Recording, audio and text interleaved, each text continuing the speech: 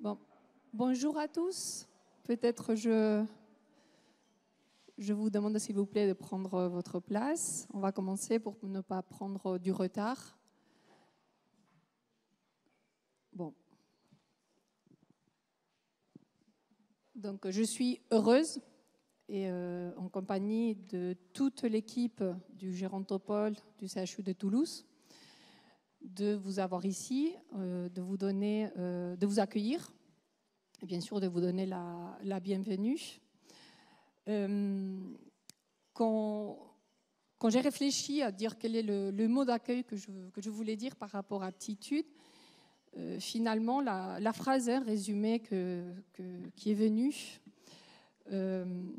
c'est de dire qu'aptitude, ça a été et c'est une force collective, ici dans ce cas la force collective d'un réseau transfrontalier qui a un même but, un même objectif, c'est de mettre en place des actions pour que nos aînés, les personnes âgées, les seniors puissent aboutir à un vieillissement réussi, à maintenir ces fonctions principales le plus longtemps possible et bien sûr prévenir la dépendance ou la retarder le plus longtemps possible. Et c'est ça ce qu'on va essayer de vous présenter aujourd'hui, de partager avec vous par vous présentant le bilan à 4 ans, les actions les plus emblématiques des 4 territoires. Et ici, je profite pour remercier à mes collègues, mais mes amis aussi, maintenant. Bon, on se connaissait déjà avant, de leur travail, de leur partage. Ce sont les gériatres référents des équipes des territoires de la Catalogne, avec le docteur Toni Salva, d'Andorre, avec le docteur Eva Heras, et de la Navarre, avec le docteur Nicolas Martínez Velilla. Et c'est vrai qu'en préparant ce workshop, et que c'est aujourd'hui, je vous ai pas dit bienvenue au dernier workshop d'aptitude. Et en préparant ce workshop et surtout en réfléchissant les dernières copies, les comités de pilotage qu'on a eus, différentes questions se sont posées, des axes qu'on n'a pas vraiment travaillé et qu'on voulait en perspective.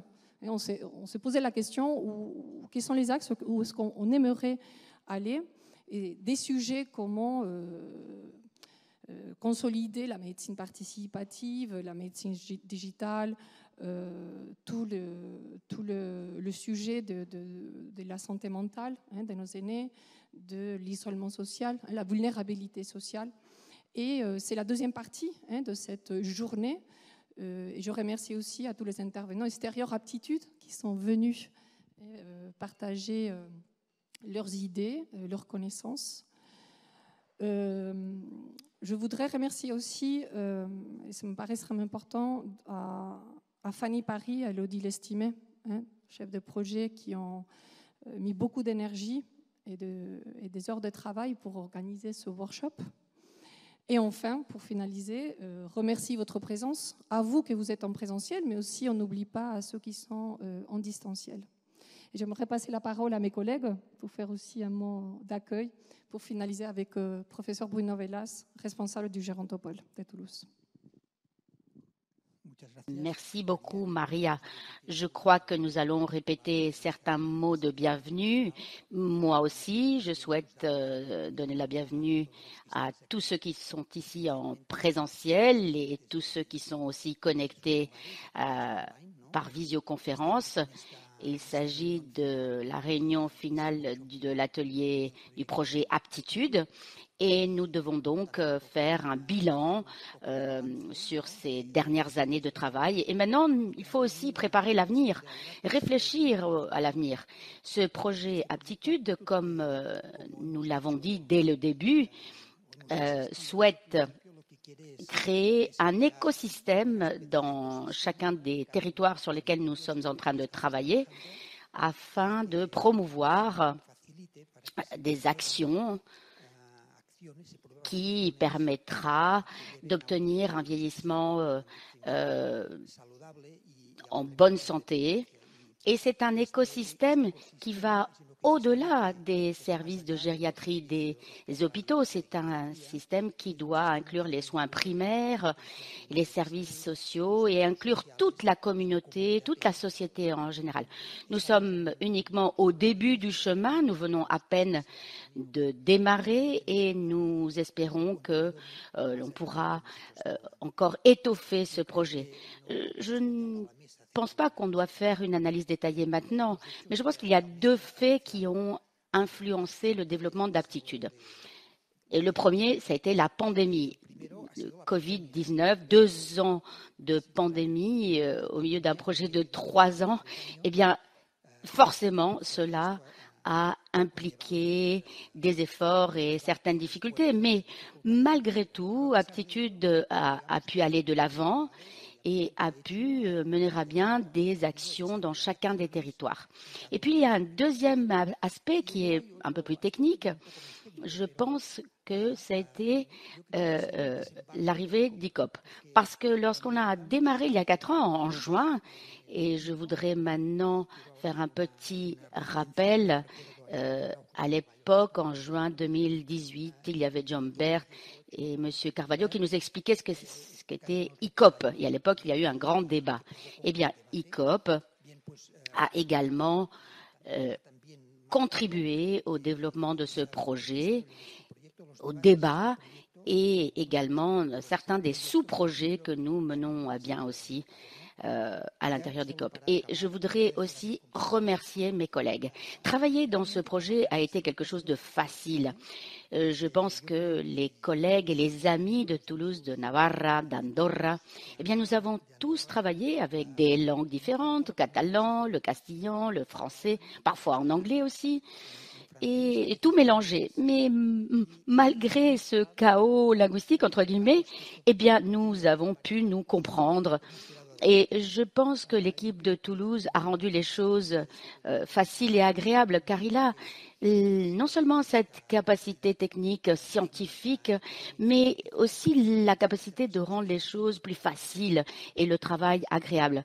Le professeur Velas, un ami de longue date, la docteur Maria Soto et les collègues d'Andorra et de Navarre nous ont beaucoup aidés et je pense que l'on a pu créer un groupe avec une certaine cohésion et j'espère que l'on pourra continuer avec Aptitude et d'autres projets qui pourront peut-être se faire à l'avenir.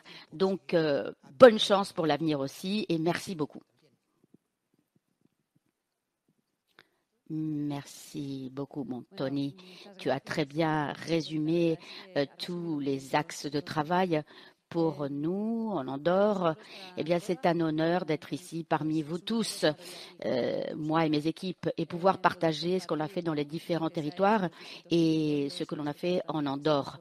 Nous sommes très petits, je le dis de façon modeste, nous sommes un petit confetti sur la carte européenne, mais nous avons des occasions de faire plusieurs choses parce que nous nous connaissons tous justement du fait que le territoire est petit.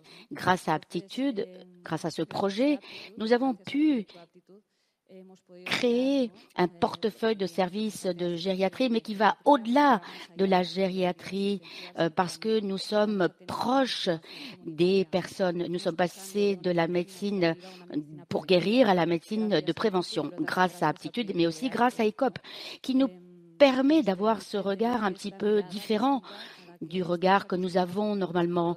Et je pense que c'est important qu'au niveau sanitaire, au niveau social aussi, on ait un regard différent et que l'on accorde plus d'importance à la médecine de prévention afin que ces personnes, ces seniors, puissent faire ce qu'ils aiment le plus longtemps possible et pour prévenir surtout la dépendance. Parce que cela a un coût élevé. Donc pour nous, participer dans ce projet Aptitude a été une véritable opportunité, une chance pour avoir cette vision de médecine de prévention, mais cela nous a aussi permis de rencontrer des personnes, des collègues avec lesquels ou grâce auxquels nous avons pu grandir, nous développer, et nous aimerions continuer partager des idées et travailler pour les seniors. Donc, merci beaucoup et je cède maintenant la parole à Nicolas. Bonjour à tous. Donc, je ne vais rien ajouter par rapport à ce qu'ont dit mes collègues, mais je voudrais faire une petite réflexion.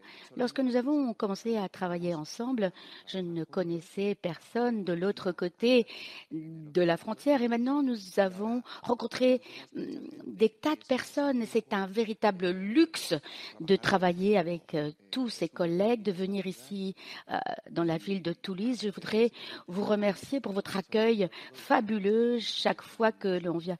Hier, on est allé dans une crêperie.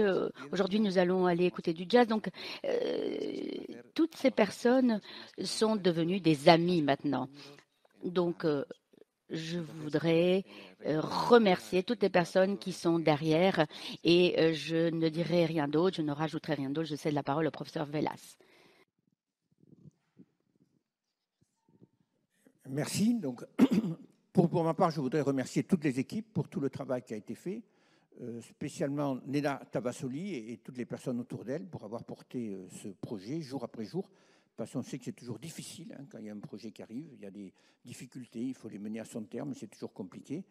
On a la chance d'avoir avec nous un professeur de médecine gériatrique espagnol avec Maria Eugenia Soto qui est au sein de l'équipe du Gérontopole de Toulouse, donc ça nous facilite les choses. Alors j'aurais voulu faire 2 à 3 remarques essentielles. La première, c'est que la gériatrie, avant aptitude, avant tout ça, notre rôle, c'était de gérer surtout les personnes qui étaient déjà devenues dépendantes. C'est une mission noble qu'il faut continuer à faire, mais qui a vite des limites, parce que si on ne fait pas de prévention, on aura de plus en plus de dépendants, on n'aura pas les moyens pour s'en occuper, et on nous critiquera. On dira qu'on a mal fait le travail. Donc il faut savoir, comme l'ont fait toutes les autres disciplines, aller vers la prévention. Et c'est vrai que la cardiologie, après avoir traité les œdèmes aigus du poumon, on dit qu'il faut repérer l'hypertension et traiter l'hypertension. Et ça, en lien avec les soins premiers. Et ça s'est fait dans toutes les spécialités. C'est l'histoire de l'évolution des spécialités. Donc il faut absolument qu'on le fasse dans le domaine du vieillissement. Et notre objectif, c'est de permettre aux seniors d'avoir un vieillissement en santé. Et pour l'Organisation mondiale de la santé, c'est un droit. Donc on doit œuvrer pour ce droit et ça doit être la mission principale des seniors. Et c'est ce qu'on fait avec le programme ICOP et l'Organisation mondiale de la santé. Donc ça, c'est ce déploiement de la gériatrie, comme l'ont fait toutes les autres disciplines. Les cancers, après avoir traité des cancers généralisés, ils sont allés vers la prévention des cancers et les succès qu'on connaît. Si on ne le fait pas, on va vers un échec, donc c'est indispensable de le faire. Alors, après ça, on a pu créer un réseau, comme cela a été dit. On ne se connaissait pas, maintenant on se connaît, donc on a bâti des fondations. Mais à partir de ça, il faut toujours avoir l'objectif de faire des grandes choses. Et dans les grandes choses qu'on peut faire, on peut se donner comme objectif, on en discutait, de mener dans les années qui viennent des études d'impact du programme ICOP, démontrer dans des études randomisées comment le programme ICOP maintient les fonctions et fait des économies en termes de santé, parce ça va être obligé de le démontrer. Et là, on va pouvoir le démontrer. Donc, on y travaille avec l'OMS, on doit avoir une réunion de travail. Comment faire ces études randomisées, mais à partir de là, comment l'étendre dans d'autres pays de l'Europe en fonction des différents systèmes de santé. Donc là, il y a tout un ensemble de réflexions qu'il faut avoir. Donc ça peut être un axe ambitieux pour vous de réussir ça dans les années qui viennent.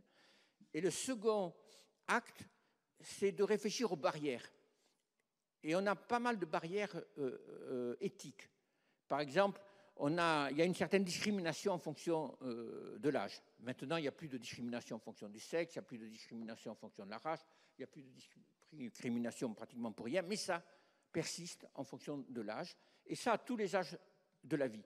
Parce que ça commence tôt, et donc c'est important de réfléchir à ça. Parce que cette discrimination, ça pose des questions. Par exemple, dès qu'on fait quelque chose chez les seniors, il y a tout un ensemble de questions qui se posent et qui ne se posent pas pour les générations plus jeunes.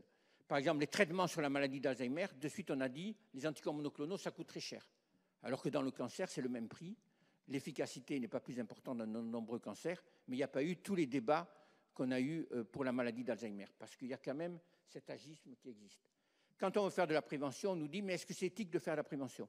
On ne s'est jamais posé la question, est-ce que c'est éthique de repérer une hypercholestérolémie, de repérer une hyperglycémie, de repérer une hypertension artérielle, de screener un cancer du sein, mais on se pose ces questions. Donc il faut qu'on puisse y répondre, et c'est important d'identifier ces barrières. Une autre barrière, c'est quand les personnes deviennent fragiles, on en discutait avec le docteur Jacques Montagu qui est présent ici, notamment, dans le grand âge, tout le monde se donne le droit de décider. Pour les enfants, c'est les parents qui décident, les adultes décident pour eux-mêmes, mais quand quelqu'un a plus de 80 ans, 85 ans, devient fragile, tout le monde se donne le droit de décider pour elle, y compris nous, professionnels de santé, ce qu'on n'a pas à faire. Ce que dit bien l'OMS, vieillir en santé et ICOP, c'est permettre aux seniors de faire ce qu'ils ont envie de faire. Donc si on a quelqu'un qui a envie de rester à la maison, on va faire en sorte qu'il y arrive. Ce n'est pas pour nous se rassurer, nous, en se disant, mais s'il chute, il va se casser le col du fémur, donc je le mets en maison de retraite. Alors, il faut poser la question avec lui. Et là, on s'aperçoit qu'il y a énormément à faire. Et donc, ce sera important de réfléchir dans l'avenir avec aptitude, à la fois comment faire ces études d'impact, mais aussi avoir des réflexions communes face à ces problèmes qui peuvent être des barrières si on ne fait pas attention. Donc voici les mots que je voulais dire et merci à tous d'être là. Et je voulais introduire maintenant, it's a great honor to introduce Yuka Sumi. Yuka Sumi est japonaise, elle travaille à l'OMS à Genève et elle est responsable au niveau de l'Organisation mondiale de la santé, à la fois de tous les aspects cliniques, du long terme jusqu'à la prévention actuellement.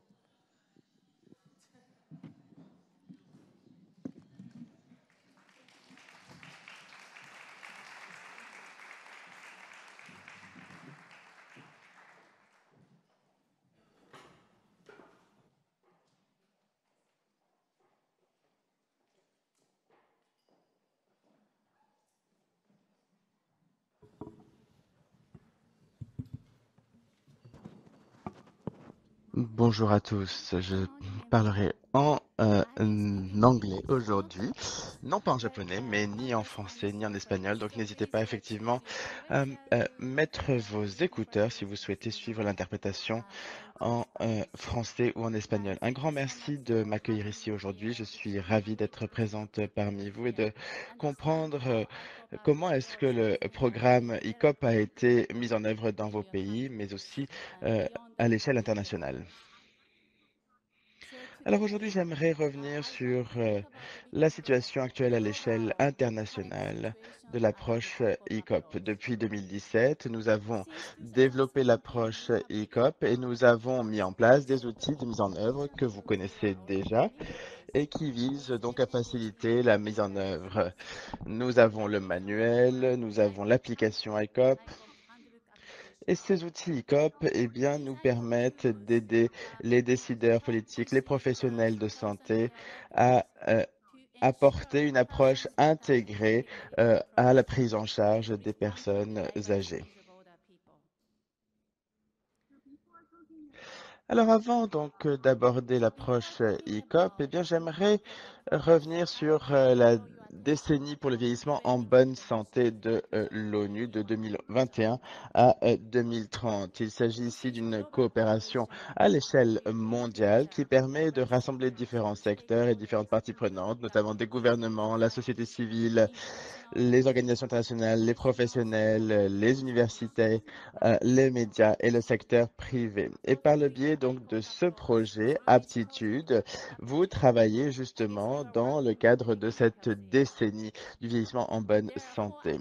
L'objectif de cette décennie, c'est de repenser notre approche à la prise en charge des personnes âgées. C'est de voir comment est-ce que l'on se comporte vis-à-vis des personnes âgées.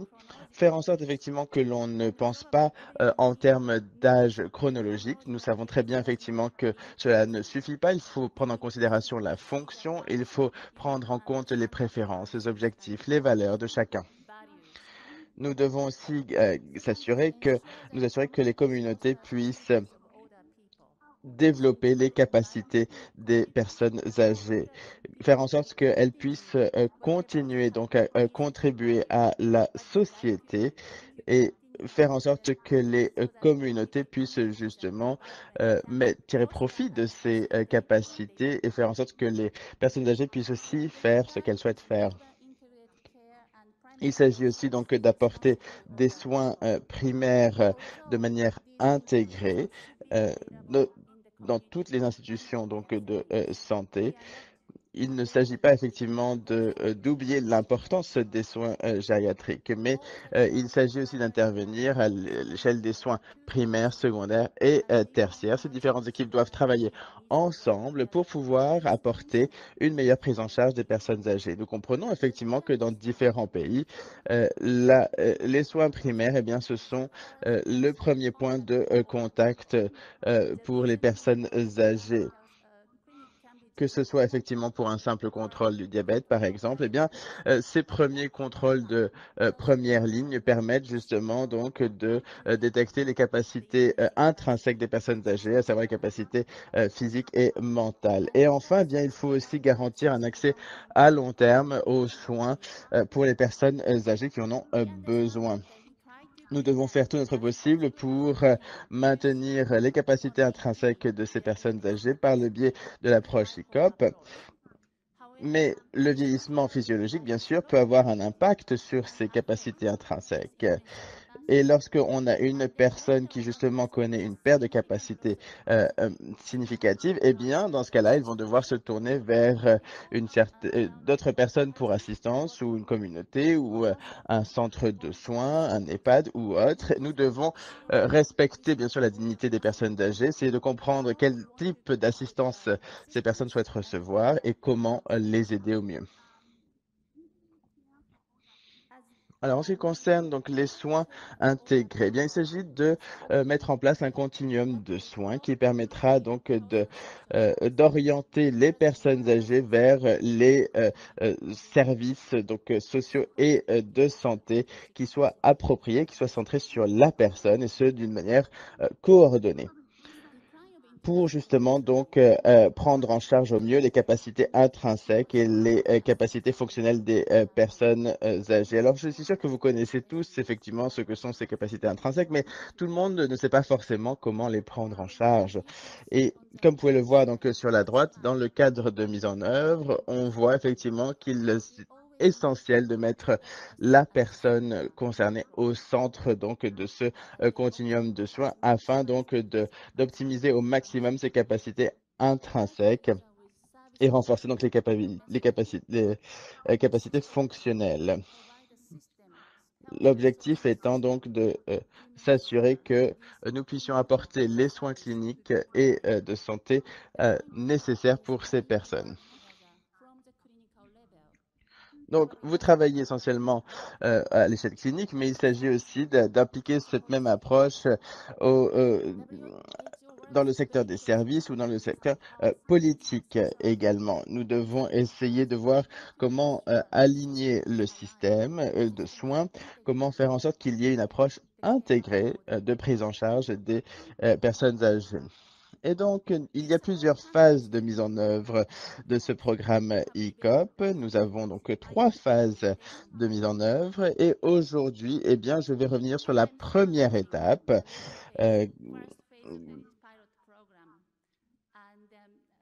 On va revenir donc effectivement sur différents indicateurs.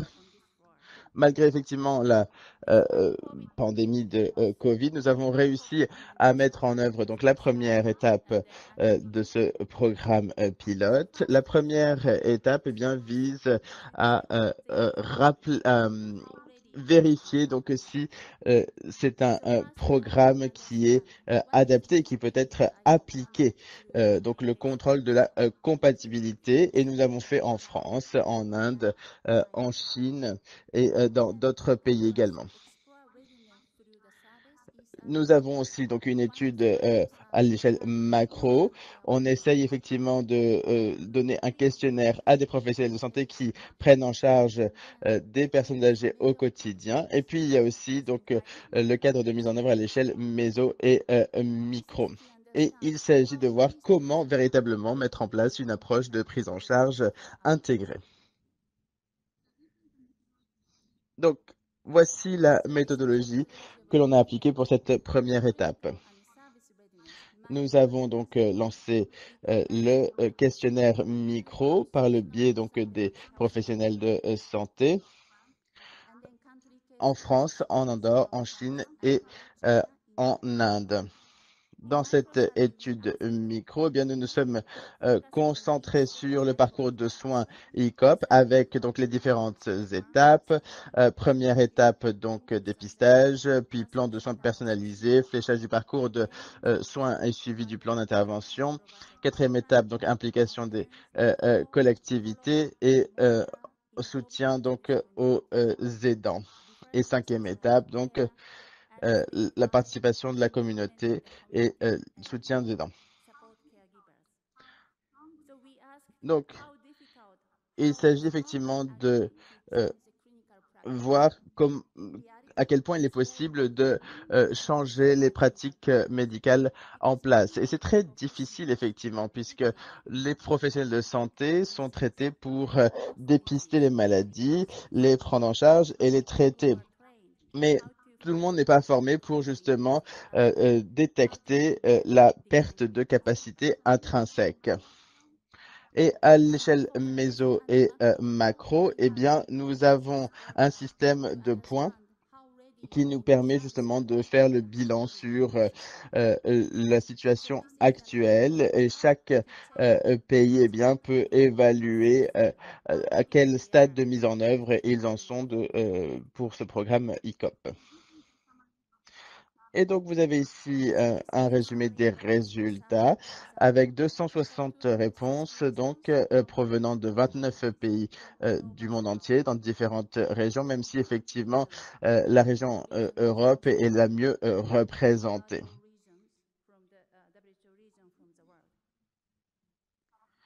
Ici, vous avez donc les différentes disciplines qui ont été sondées dans le cadre de cette étude. Nous avons bien sûr donc des médecins, que ce soit donc des gériatres ou des médecins généraux, mais il y a aussi des infirmières, des kinésithérapeutes et autres. Donc, comme vous le savez, effectivement, il y a plusieurs étapes à cette approche donc centrée sur la personne. Et nous avons 5 étapes. Tout d'abord, donc le dépistage. Ensuite, l'évaluation centrée sur la personne, avec donc l'évaluation du diabète, de l'hypertension, de la démence, des AVC et autres. L'objectif étant de comprendre l'état général de la personne. Si vous voulez empêcher les chutes, par exemple, non seulement il faut évaluer les capacités locomotrices, mais également il faut aussi évaluer l'environnement dans lequel cette personne évolue. L'objectif est ensuite de sensibiliser les patients pour qu'ils puissent jouer un rôle actif dans leur prise en charge. Il faut que ces personnes prennent soin d'elles-mêmes. Il ne s'agit pas uniquement de se tourner vers des professionnels de santé. Et nous devons aussi faire en sorte qu'il y ait un fléchage efficace dans le parcours de soins. Et nous devons aussi, bien sûr, apporter un soutien renforcé vis-à-vis des communautés de soins et des aidants, que ce soit effectivement des familles ou des professionnels. Nous devons effectivement faire en sorte qu'ils aient toutes les capacités et les compétences et les connaissances nécessaires pour prendre en charge les patients. Il nous faut comprendre et respecter les valeurs, les préférences et les objectifs des patients. Sinon, eh bien, nous ne pourrons pas véritablement mettre en œuvre ICOP. Alors là, il y a beaucoup d'informations sur cette diapo, mais il s'agit de voir quels sont justement les catalyseurs de ce programme ICOP.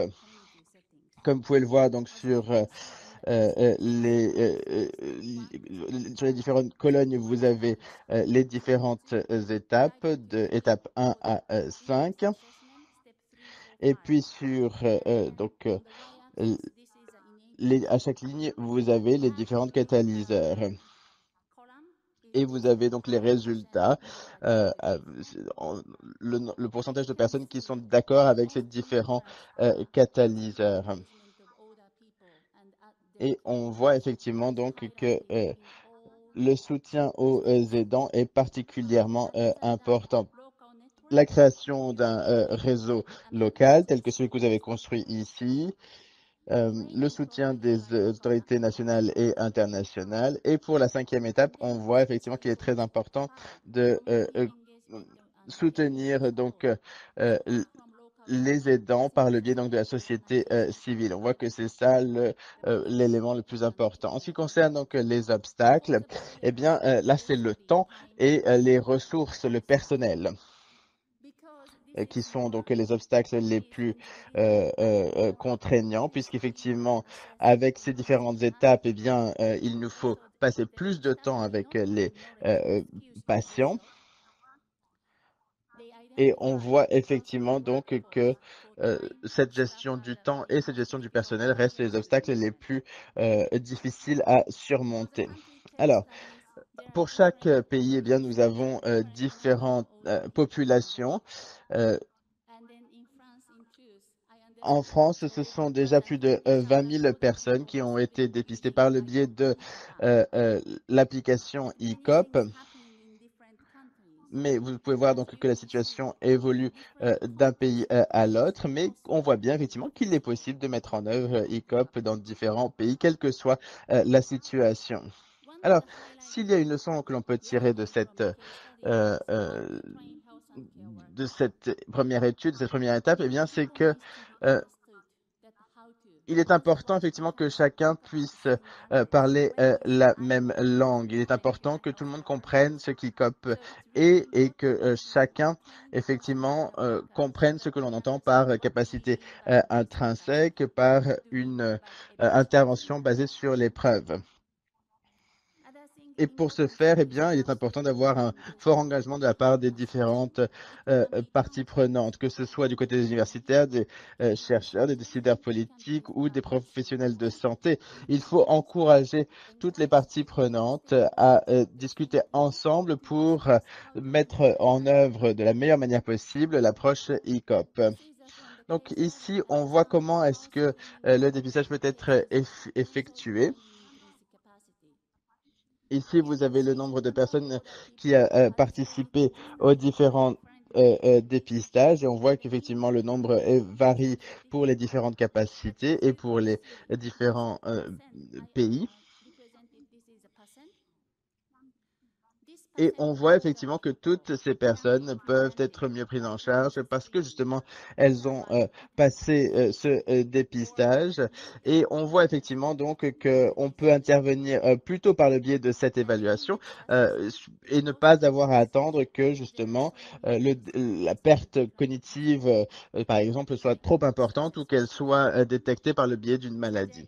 Donc là, on a une véritable opportunité d'intervenir pour empêcher justement cette perte de capacité intrinsèque et pour faire en sorte que ces personnes âgées restent aussi indépendantes que possible et le plus longtemps que possible.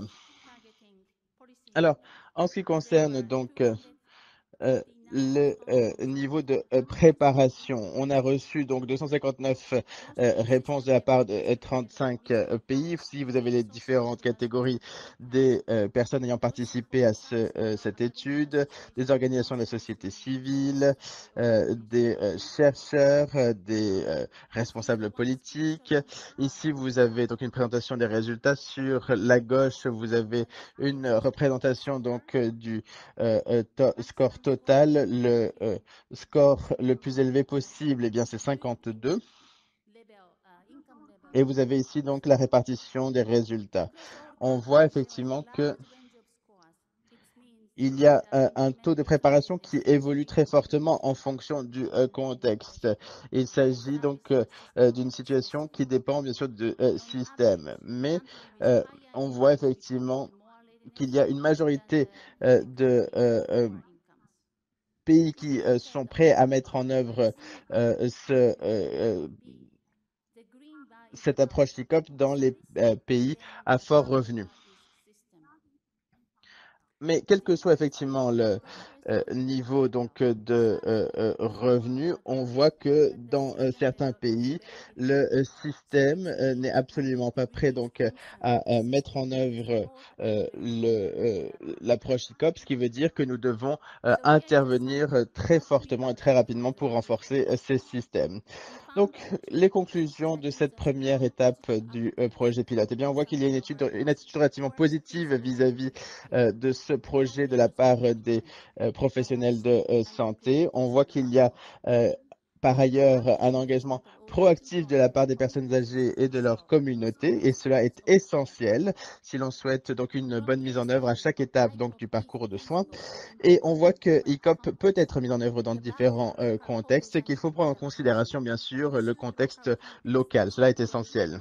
Alors, quelles sont les leçons que l'on peut tirer de cette première étape, et quels sont les obstacles à dépasser? Eh bien, les ressources humaines tout d'abord, le manque de temps, le manque de compétences, de formation, le financement bien sûr. Il s'agit de voir quels sont les investissements nécessaires pour mettre en œuvre ICOP, l'utilisation donc des nouvelles technologies. On voit effectivement donc qu'en France on utilise l'application par exemple avec l'utilisation de la base de données, et cela permet donc de faciliter le partage de données, mais cela demande bien sûr plus de ressources en termes d'accès, d'interopérabilité, d'intégrité, de gouvernance de données. Il faut comprendre tous ces différents points et être prêt donc à investir. Et on voit aussi qu'il y a souvent un manque de coordination et de coopération entre les différents départements et les systèmes de soins. Au niveau de l'OMS, donc nos prochaines étapes, eh bien, c'est de mettre en place la deuxième phase dans quelques pays pour justement donc comprendre les indicateurs de ce programme, tester l'efficacité clinique de ce programme et comprendre donc la question économique sous-jacente. Nous allons donc travailler sur différentes études de cas, avec notamment donc la France, l'Andorre, la Chine, le Chili et le Qatar. Donc, je tiens donc à remercier toute l'équipe de l'OMS, et merci également à toutes les équipes des pays pilotes. Un grand merci pour votre attention.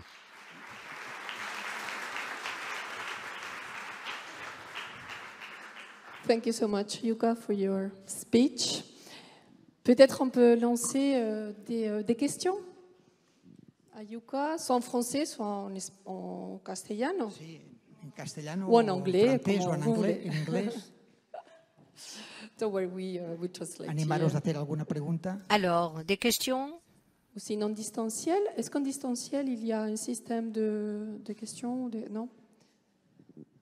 D'accord. Pas de questions? Sylvie, tu veux la question? Je vais le faire en français. Mais merci beaucoup pour votre présentation, très intéressante sur ce qui arrive. Pensez-vous que 10 ans seront suffisants pour pouvoir implanter le vieillissement en meilleure santé? I can do it in English if you want. Pensez-vous que 10 ans seront suffisants pour mettre en œuvre tous vos programmes? Je pense que cela prendra plus de temps, selon moi. That could be my question, but thank you very much for your presentation. Yeah, that's a very good question. Très bonne question, effectivement. Lorsque l'on essaye de voir comment empêcher la dépendance, oui, bien sûr que cela pourra prendre plus de temps que 10 ans. Mais je pense que 10 ans, cela permettra de tirer les premières leçons et de ressentir les premiers impacts. Mais bien sûr que nous allons mener une étude sur le long cours pour voir comment on peut tirer les plus grands bénéfices sur 10 ans, 20 ans, puisque justement, aujourd'hui, on voit que les personnes vieillissent plus longtemps, jusqu'à 90 ans, 100 ans. Mais il s'agit donc de voir si l'on veut aussi repousser l'âge de la vie active. Est-ce que finalement 60 ans, on peut considérer cela comme suffisant? Non, je pense qu'il faut essayer d'envisager une période de vie active plus longue également. Donc, il s'agit de convaincre dès maintenant que les décideurs politiques qu'il est nécessaire d'investir dès maintenant dans justement le prolongement de la vie active dès l'âge de 60 ans. C'est important d'envoyer ce signal très clair pour justement lancer les efforts de prévention dès l'âge de 60 ans. Mais l'idée, eh bien, c'est de pouvoir repousser justement cette dépendance. Il faut essayer de comprendre justement quels sont les éléments à mettre en œuvre pour repousser cette dépendance au niveau professionnel, au niveau nutritionnel et autres, par exemple. Merci beaucoup, Yuka. Est-ce qu'il y a des autres questions?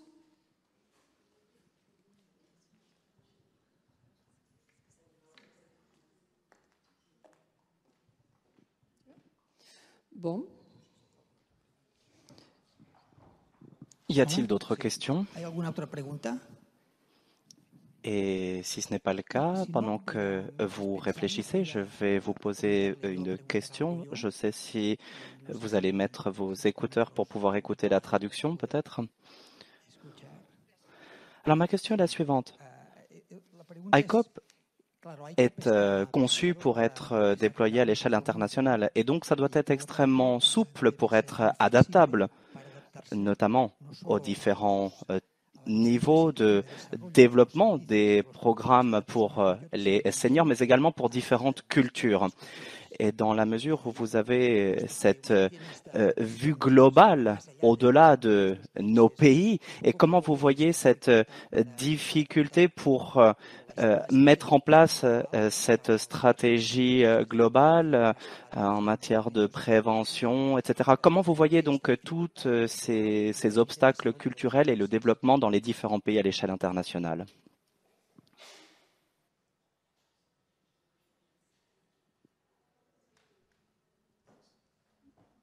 Merci beaucoup pour cette question.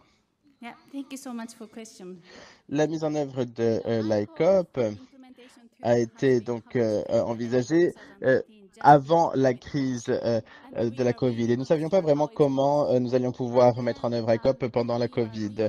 Mais finalement, les résultats sont très encourageants. On voit qu'il est possible de mettre ICOP en œuvre dans différents contextes. Mais c'est très important d'abord d'adapter les outils pour qu'ils soient justement personnalisés au contexte. Par exemple, en Chine, la médecine traditionnelle joue un rôle très important. Et donc, il faut intégrer la médecine traditionnelle dans les outils ICOP. Et donc, il s'agit vraiment d'adapter ICOP pour les différents contextes, pour qu'ICOP soit acceptable. Par exemple, en Inde, il a fallu intégrer l'approche locale, comment intégrer donc les soins à l'échelle des villages, par exemple. Et donc, il s'agit de comprendre qu'il y a une solution qui n'est pas unique pour chaque pays, mais que, au contraire, il s'agit de prendre en considération les différents contextes locaux. Et donc, la mise en œuvre sera très différente d'un pays à l'autre. Autre point important, il nous faut aussi que les personnes âgées soient engagées.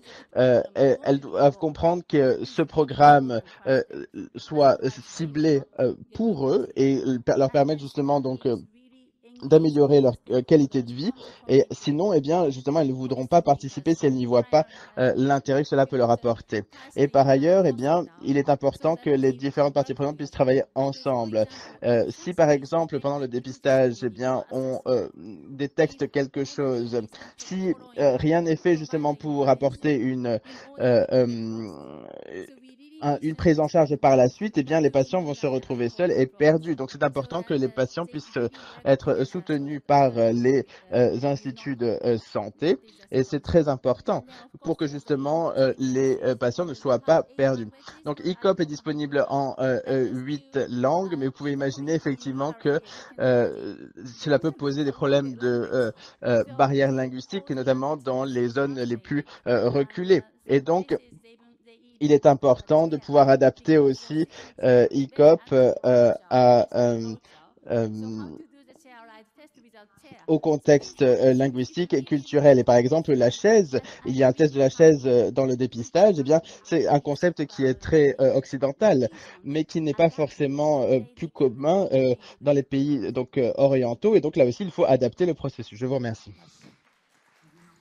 Y a-t-il d'autres questions? Et sinon, nous allons poursuivre notre programme.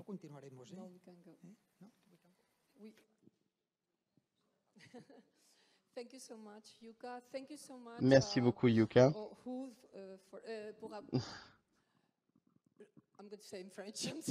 Un grand merci, Yuka, donc, pour cette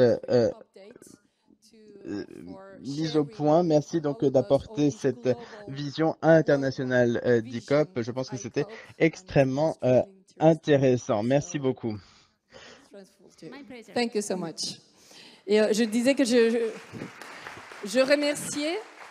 remerciais à l'OMS, parce que c'est vrai que voilà, il faut remercier à l'OMS d'avoir pris ce sujet, c'est important pour nous tous, même si on n'est pas des professionnels de santé, toute la société, en commençant par nos seniors. Donc, on va continuer. Donc maintenant, j'ai le plaisir de demander à Neda Tavassoli. Donc, Neda, elle est la coordinatrice de l'équipe régionale de prévention et de vieillissement et prévention de la dépendance, de notre équipe de Gérontopole de Toulouse.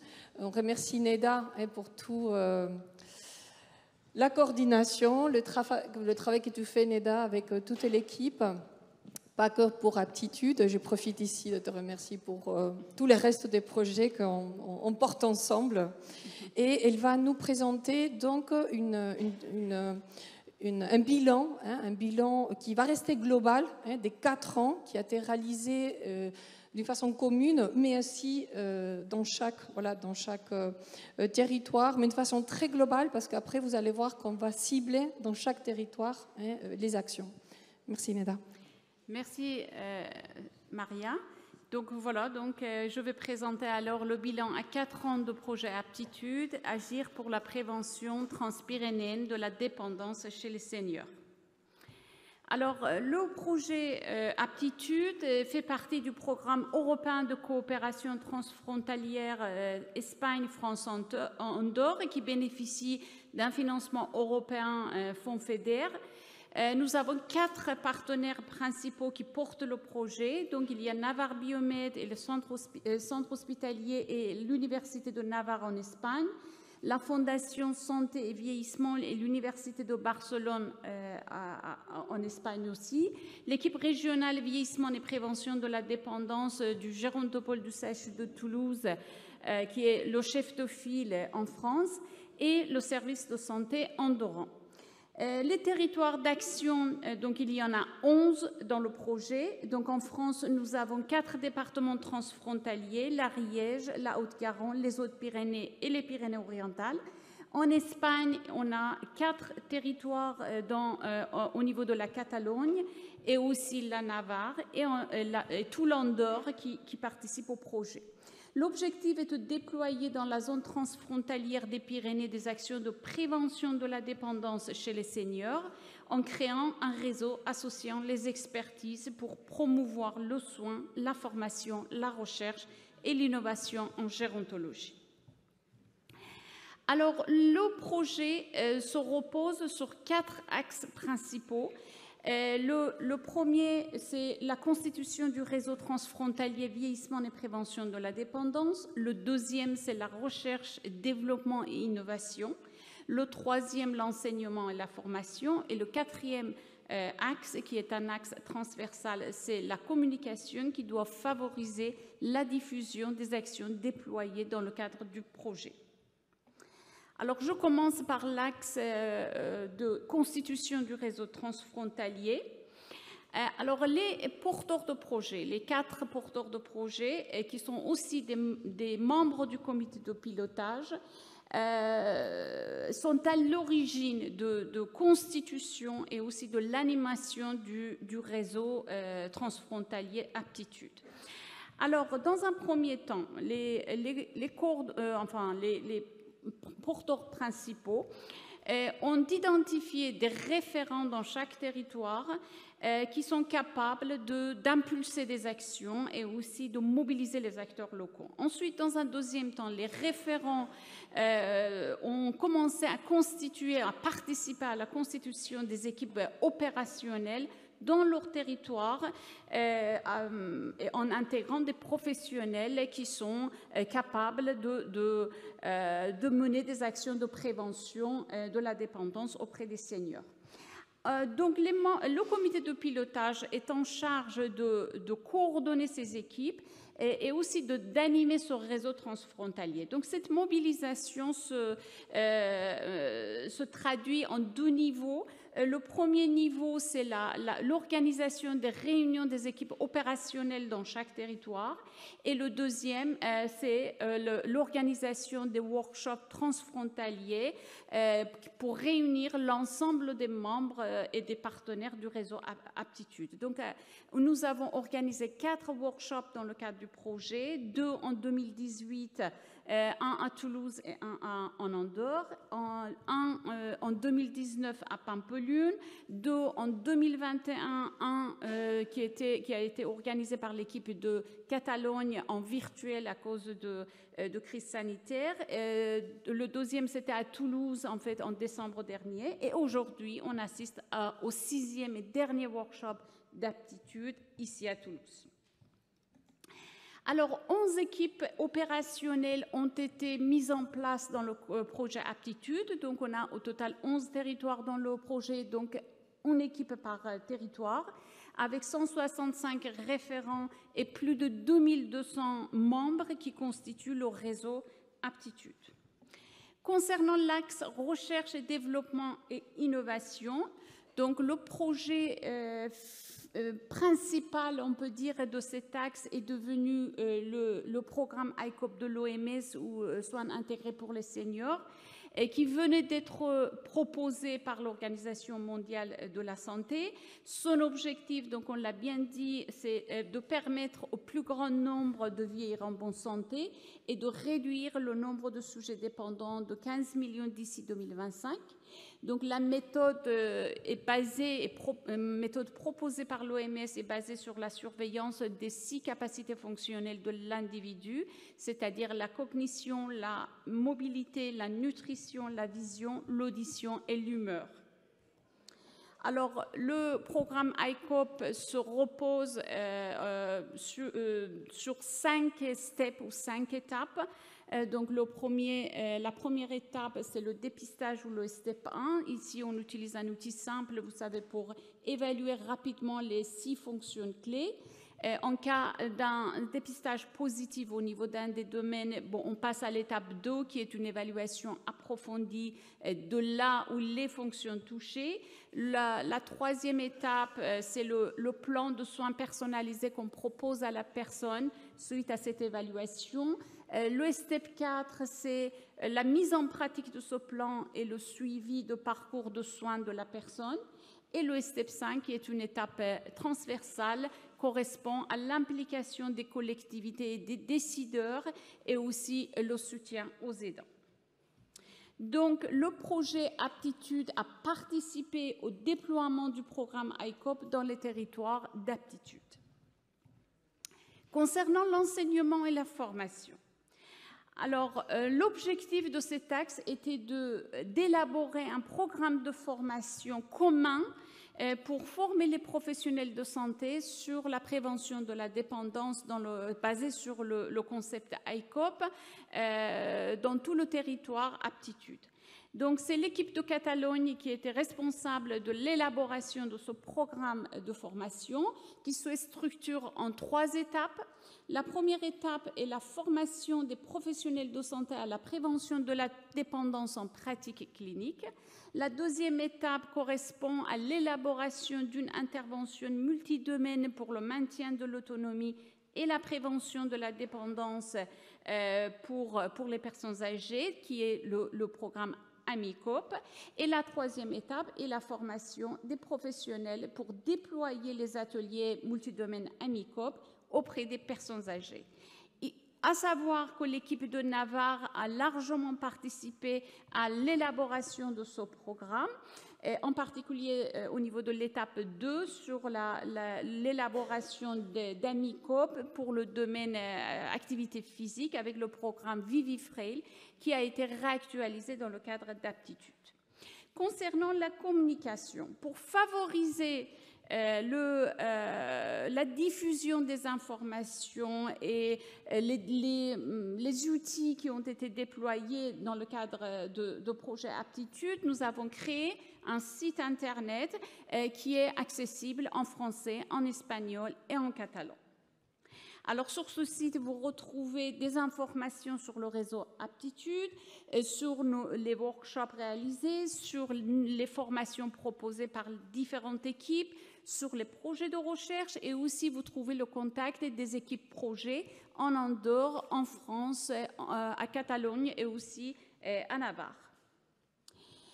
Il y a aussi tous les outils et supports développés dans le cadre du projet sur la prévention de la dépendance que vous pouvez retrouver sur ce site. Il y a un agenda des événements et aussi les actualités du réseau. Le projet Aptitude dispose également d'un compte Twitter qui est alimenté en français, en espagnol et en catalan. Et ce compte permet de relayer les informations sur le réseau, aux membres de réseau et aussi aux partenaires, et aussi valoriser les actions engagées par les professionnels sur le terrain. Alors maintenant, je vais vous présenter très rapidement les actions importantes réalisées par les équipes projets dans les 3 pays. Par contre, vraiment, je vais survoler ces actions parce qu'après la pause café, chaque équipe va présenter ses actions phares. Ici, vraiment, je les introduis et tout va être présenté de manière explicite par les équipes. Donc, je commence par la région Occitanie en France. Donc, notre projet principal dans le cadre du projet Aptitude était le déploiement du programme ICOP. Donc, nous avons commencé avec une grande campagne de formation des professionnels de santé pour déployer le programme. Donc, nous avons travaillé sur 2 modules de formation, un module sur le STEP 1 et sur le concept d'ICOP et aussi le STEP 1. C'est une formation qui dure environ 40 minutes. Plus de 30 sessions de formation ont été organisées. Il y a un lien replay qui est disponible pour tous les professionnels pour écouter à tout moment cette formation. Nous avons plus de 3000 professionnels ont bénéficié de cette formation au niveau de l'Occitanie. Nous avons aussi un 2e module qui est plus approfondi sur le STEP 2, STEP 3 et STEP 4, qui est plutôt à destination des professionnels de santé, en particulier les infirmiers. Plus de 400 infirmiers ont bénéficié de cette formation aussi. Et donc, on a réalisé plein de vidéos tutoriels qui sont sur le site Aptitude pour justement former les professionnels. Et la bonne nouvelle, c'est que nous avons maintenant une nouvelle plateforme e-learning qui a été inaugurée cette semaine à destination des professionnels de santé et qui est dans laquelle on a réactualisé toutes ces formations et ces modules et qui se trouve sur le site www.icop-formation.com. Toujours dans le cadre de déploiement du programme ICOP, nous avons créé la plateforme ICOP Monitor. Alors, qu'est-ce que c'est? C'est une plateforme qui comprend 2 parties. La première partie, c'est le développement dans lequel on a développé des outils informatiques pour faciliter la réalisation des évaluations, le recueil des données et le suivi des participants dans le cadre du programme ICOP, parce que c'est un programme très ambitieux et c'est pour ça qu'il faut vraiment aider, accompagner les professionnels pour qu'ils puissent de manière très facile et rapide réaliser des évaluations et suivre leurs patients. Et comme on ne peut pas uniquement se contenter des outils numériques, il faut toujours des humains pour aider, pour accompagner. Donc, à côté, nous avons aussi une équipe de télésuivi ICOP composée des professionnels de santé pour accompagner les participants et aussi les professionnels dans le suivi du parcours ICOP. Nous avons aussi créé des outils de communication et d'information en direction des seniors cette fois-ci, parce qu'ils ont un rôle très important dans le programme ICOP.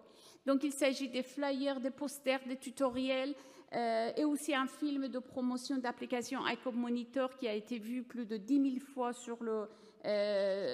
par le grand public. Tous ces outils, vous les retrouvez sur le site Aptitude. Et nous avons aussi organisé des conférences, des communications grand public en partenariat avec des partenaires comme des mutuelles, des mairies, et pour justement informer le grand public. Et nous avons aussi créé une équipe mobile de recherche clinique pour faciliter l'intégration des seniors dans son programme et aussi dans d'autres projets de recherche du Gérontopole. Alors, très rapidement, les chiffres, en fait, les chiffres vraiment très globaux pour que vous voyez un peu l'ampleur de ce programme au niveau de la région Occitanie. On a pu intégrer plus de 20 000 seniors dans le programme ICOP. Plus de 34 000 STEP 1, c'est-à-dire le test de dépistage, a été réalisé. Plus de 33 600 STEP 2 a été réalisé en lien avec ces STEP 1. Plus de 6 000 professionnels ont rejoint le programme en s'inscrivant à nos outils numériques. Donc, je ne vais pas plus que ça dans les détails de ce programme. Tout va être présenté par ma collègue après la pause café, Madame Caroline Perbon. Alors, concernant les publications, donc les publications sont très importantes pour nous dans le cadre du projet Aptitude. Donc, vraiment, on tient à ça et il faudrait qu'on puisse valoriser toutes les actions avec les publications. Donc, un article sur le déploiement du programme ICOP a été accepté dans la revue de Lancet Healthy Longevity qui va sortir dans 1 ou 2 semaines au mois de juin. Et donc, on va vous l'envoyer dès que c'est sorti. Et donc, le projet Aptitude a été présenté aussi dans les congrès internationaux, par exemple le congrès de fragilité à Paris et aussi à l'ICSFR au niveau des États-Unis. Concernant l'équipe de Navarre, alors l'équipe de Navarre également a créé une base de données pour recueillir les données de santé des seniors qui ont bénéficié d'une évaluation gérontologique et standardisée dans le cadre du programme ICOP. Entre novembre 2019 et mai 2021, 105 seniors ont intégré le programme. Il y avait un petit temps d'arrêt à cause de la crise sanitaire. Et ils ont créé aussi une équipe mobile de recherche clinique pour faciliter l'accès à la recherche et l'intégration dans les projets de recherche pour les seniors. Ils ont mis en place l'intervention AMICOP au niveau de leur territoire. 12 professionnels ont été formés à ces ateliers multidomaines et leur déploiement. Des vidéos de conseils ont été créées à destination des seniors qui ont été vues 2400 fois par le grand public. Un poster a été présenté aussi au Congrès international de la Société européenne et de la médecine gériatrique en 2021. Pour l'équipe de Catalogne, donc 4 projets liés à la stratégie ICOP ont été lancés. Par exemple, l'étude VIMSI sur la validation de l'outil ICOP pour mesurer la capacité intrinsèque des seniors, l'étude Perceptio pour explorer les points de vue des professionnels sur les soins intégrés et la iatrogénie médicamenteuse, l'étude APICOP qui est en collaboration avec l'Organisation mondiale de la santé sur le projet, qui est un projet pilote de mise en œuvre de l'application ICOP, l'étude EFI6 sur l'efficacité de l'intervention AMICOP pour améliorer et maintenir la capacité intrinsèque chez les seniors. Ils ont aussi élaboré et finalisé le contenu de l'intervention multidomaine AMICOP. C'est un programme multidomaine très complet en destination des seniors en fait, qui couvre principalement les domaines d'activité physique, la nutrition et aussi le domaine psychosocial. Donc, en Espagne et en Andorre, ils ont commencé à déployer ces ateliers. Au niveau de la France, c'est un peu plus compliqué parce qu'il faut adapter en langue française les contenus qui est en cours et on va les déployer bientôt. En termes de publication, donc un article sur AMICOP a été publié dans International Journal of Environmental Research and Public Health en 2021. Aussi, il y a un autre article qui a été soumis au journal de Nutrition, Health and Aging pour l'étude VIMSI. Et il y a aussi un poster qui a été présenté au Congrès international de la médecine gériatrique en 2019. En Andorre, donc, le programme ICOP a été déployé dans le cadre de 3 projets pilotes sur 3 villes au niveau de l'Andorre.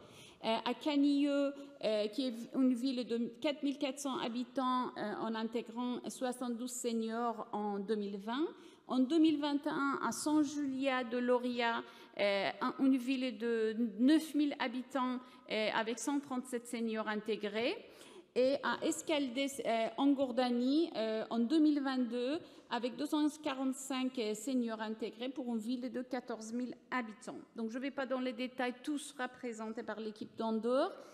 Ils ont aussi déployé les ateliers multidomaines AMICOP, 12 professionnels formés, 12 seniors ont bénéficié des ateliers à San Julià de Lòria en 2021 et aussi en 2022, les ateliers vont être déployés au niveau de Escaldés en Gordanie. En termes de publication, donc ils ont présenté un poster sur la validation des outils ICOP au Congrès international de la médecine gériatrique en Grèce. Il y a aussi une présentation sur l'expérience pilote d'Andorre au consortium sanitaire et social de Catalogne et aussi une présentation de l'étude pilote de Canilleux à la dernière réunion de l'OMS qui a été organisée récemment. Alors, de manière transversale, nous avons déployé des actions de proximité sur l'ensemble des territoires d'aptitude.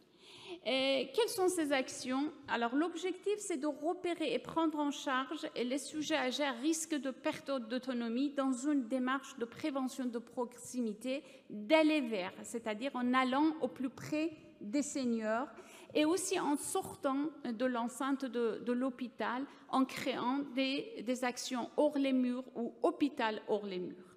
Alors, comment ça marche?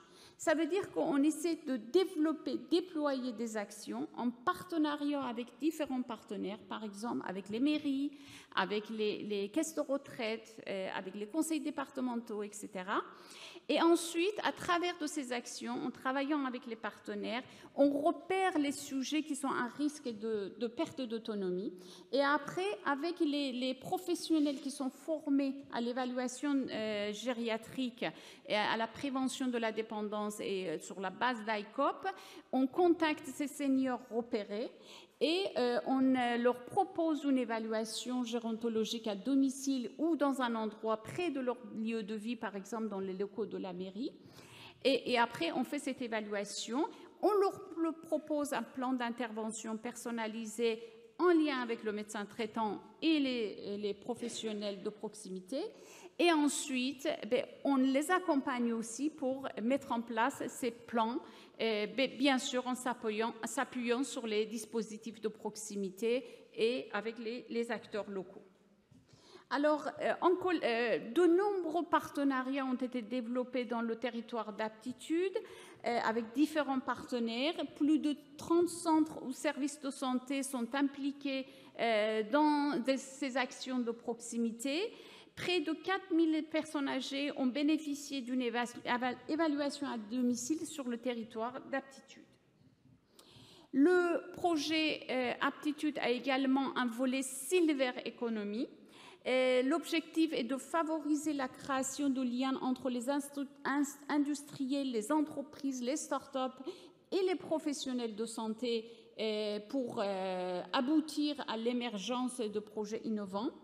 Les porteurs de projets, les 4 principaux partenaires, ont identifié des acteurs de la silver economy et les ont intégrés dans le réseau Aptitude. Quelques projets collaboratifs, en particulier autour de la e-santé, ont été développés, par exemple sur les bases de données, ICOP, sur les outils numériques, et un workshop transfrontalier axé sur les gérontotechnologies a été organisé le 2 décembre dernier à Toulouse avec plus de 200 participants en présentiel ou en distanciel. Et pour terminer, alors les perspectives. Je peux vous dire que les 4 principaux porteurs de projets, nous avons qu'une idée en tête, continuer l'aventure Aptitude et Optimage dont le workshop de clôture aura lieu demain. On souhaite regrouper la force des 2 projets Aptitude et Optimage pour soumettre un projet unique au prochain appel à projet Interreg POCTEFA 2021-2027. On a bien sûr commencé à réfléchir au contenu de ce nouveau projet. Donc, il y a déjà des axes qui sont privilégiés, par exemple le développement de tout le parcours ICOP de STEP 1 au STEP 5, parce que maintenant, on est plutôt concentré sur le STEP 1, le STEP 2 et le STEP 3. L'idée, c'est dans le prochain projet, on va vraiment développer l'ensemble du parcours. Dans les territoires d'aptitude et d'optimage, on essaie de travailler aussi sur les projets de recherche pour montrer l'efficacité de ce parcours sur la prévention de la dépendance et aussi sur les aspects médico-économiques.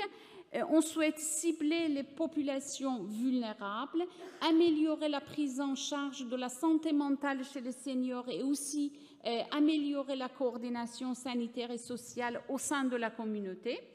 On souhaite intégrer de nouveaux territoires en France et en Espagne dans le projet pour embarquer avec nous les nouveaux partenaires et pour qu'ils nous accompagnent dans cette nouvelle aventure.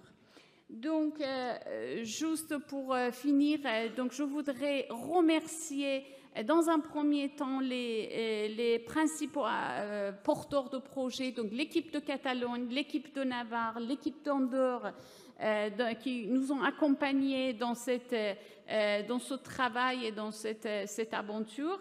Et je voudrais aussi remercier mes collègues de l'équipe régionale et aussi la cellule Europe de la direction de recherche et tous les autres partenaires dont vous retrouvez leur logo sur cette slide. Et merci beaucoup de votre attention.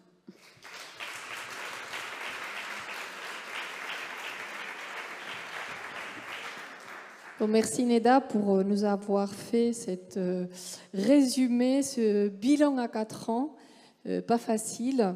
Est-ce qu'on a vraiment le temps pour 1 ou 2 questions? Et sinon, on a juste après la pause où on pourrait, le but aussi c'est